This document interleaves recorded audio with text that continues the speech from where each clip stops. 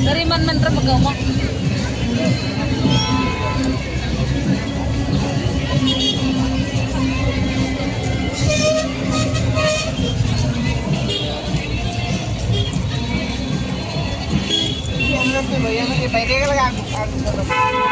Gusang bocco. Biar gede. Mungkin daksin bro. Lar bidus mungkin bro.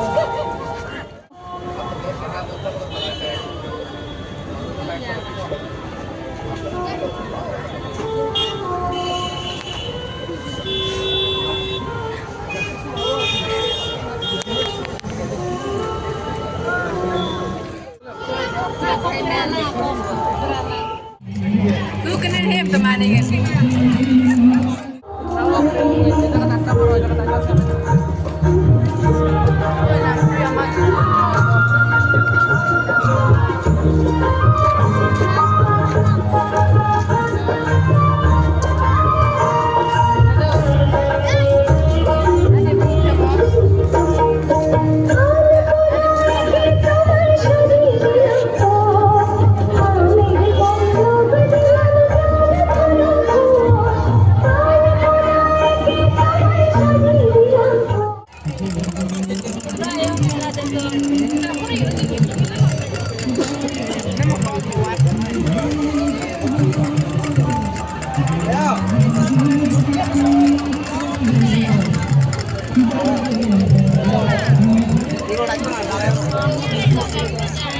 Korjong jong.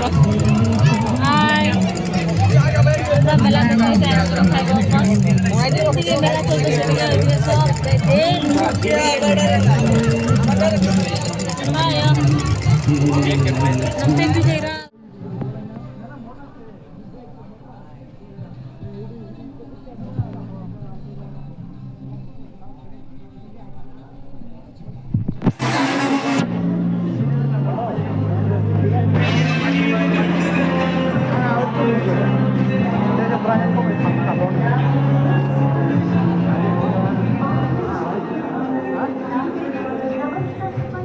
Wah, James room है.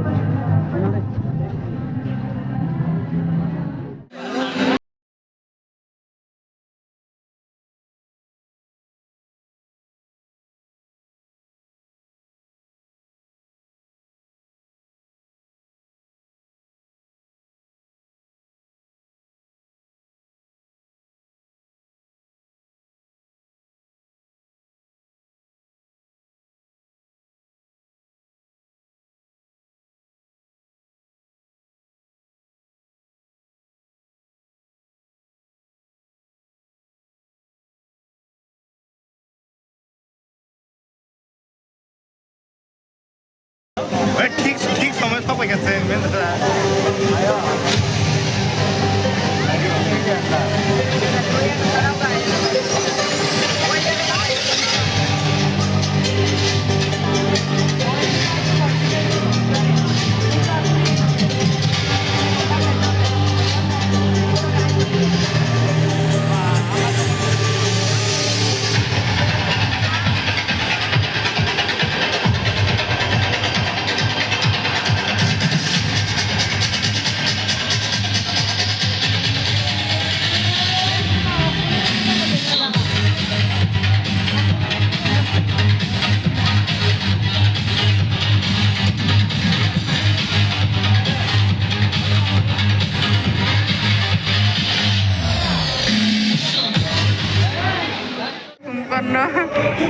जेटू season है नहीं दे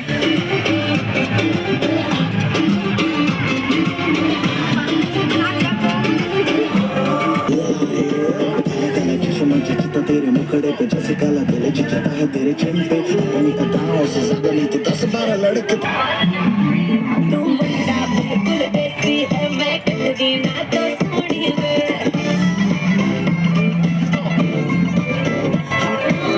टप हो गई हूं मुंडिया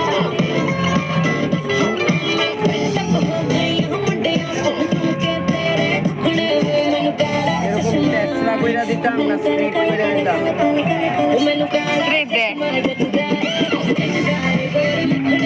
मैनू काला चश्मा जचदा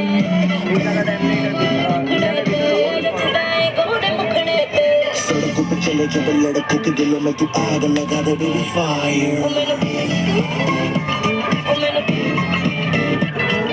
नकली से न करे तू करे जब देखे हमें झूठी लायर मैंने काला चश्मा काला चश्मा ओ काला काला काला काला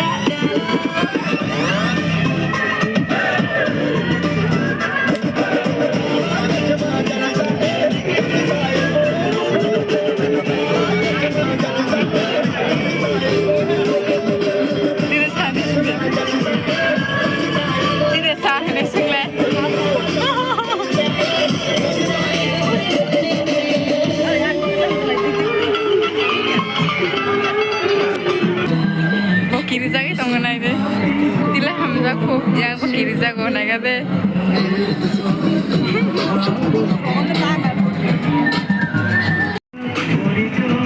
tabuk sisi nai nai di titu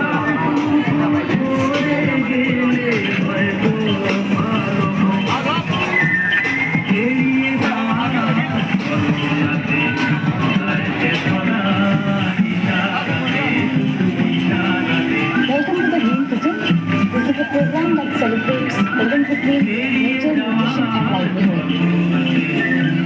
In this second season of the Green Kitchen, we are going to talk about a very staple food of India. This is a combination of the greens and rice, or the dal bhat as we know it commonly.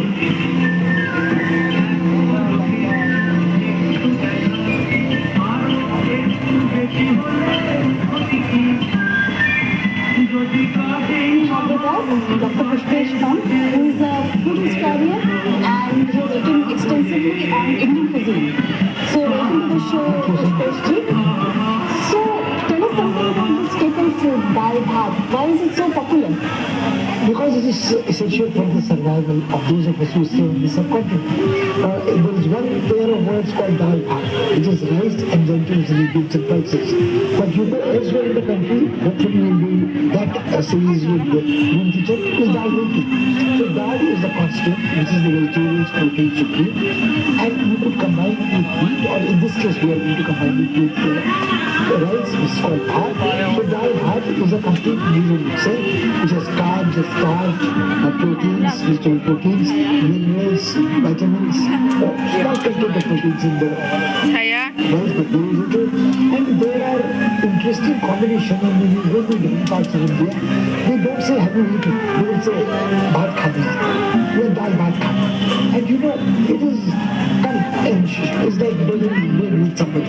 Come and eat rice with, eat rice and lentils with. So I think this is very simple. And we in India probably are the largest producers of legumes anywhere in the world. And the combination of rice, there are different countries where rice is a basic staple. In some from the other, it could be steamed rice, it could be noodles, it could be pancakes, it could be whatever, fermented stuff as well.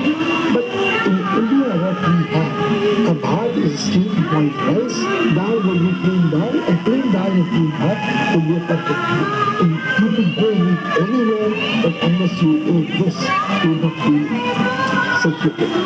So it is also said that civilizations have grown around dal and bhat, the rice bowl and everything. So what is the cultural significance of rice and dal?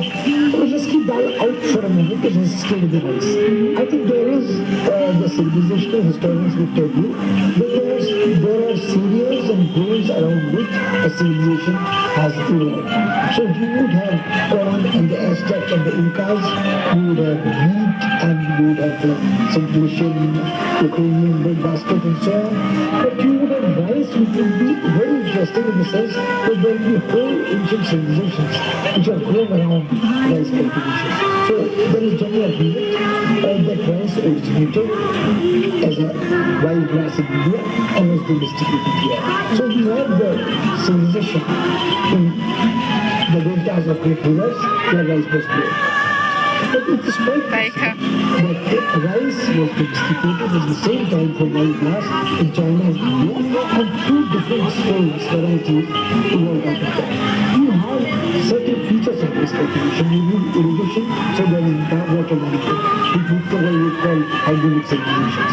So whether you are in Cambodia, Laos, whether you are fields are being fertilized but irrigated by Mekong or in Myanmar, surplus rice, and then you great temples, great locusts, great places.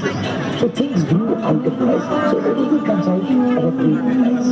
But we don't have similar kind of information about legumes, but most of them have originated here. We do have information, but we don't say